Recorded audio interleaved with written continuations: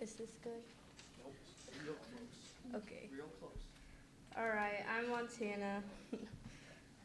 On June 22nd, 2020, I truly accepted Jesus into my heart.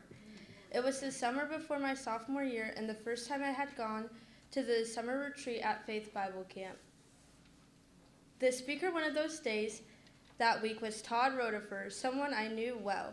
I had first met Todd at YFC in 6th grade and had listened to him talk a ton of times. There was something distinctly different about this particular time. Todd's topic was about accepting Jesus into your heart, not believing that he exists, but truly accepting him in your heart and living for him. I realized at that moment that I was one of these people he was talking about. I knew God existed, but I didn't live for him. I didn't pray often. I didn't read a Bible or own one. I quit going to YFC, and I definitely did not serve the Lord. There was more to his speech than just the topic resonating with me. There was a feeling that came over the entire room. The emotion that not only I felt within myself, but within the entire chapel that day is something I will never forget. This was the first moment in my life that I could, without a doubt, feel and watch the Holy Spirit work through someone. The Holy Spirit didn't only speak through Todd that day, but I felt it reach out to me. The moment I truly accepted the Lord into my life, this unexplainable feeling came over me. After this experience, I knew I wanted to live my life for God, but making those steps was scary for me. As soon as I got home that summer, I started praying every night before I went to bed.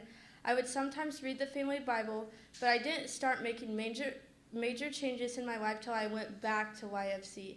I'd gone to YFC from 6th to 8th grade, but stopped when I entered high school. At this point, it had been over 2 years since I last went to YFC, and roughly a year after accepting God into my life. I began attending YFC every Monday. I really enjoyed going, and after a few months, Bill, as well as a friend, invited me to start going to youth group. I would come up with every excuse not to go, and I continued doing this for months. Finally, one Monday at YFC, I told Bill I was hungry. I was hungry for the word, and I didn't feel like YFC was enough anymore. He invited me again to youth group, but this time I went. That Sunday night, I rode with Bill to Czech Row Youth Group and have continued to go since.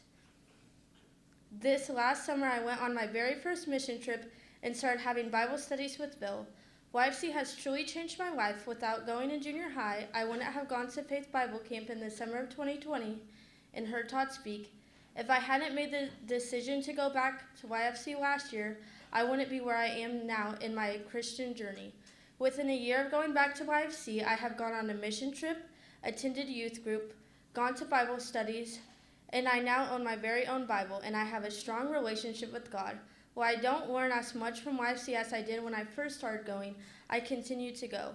YFC may not leave an impact on every kid, but there are kids like me who end up giving their life to Jesus because of where YFC leads them.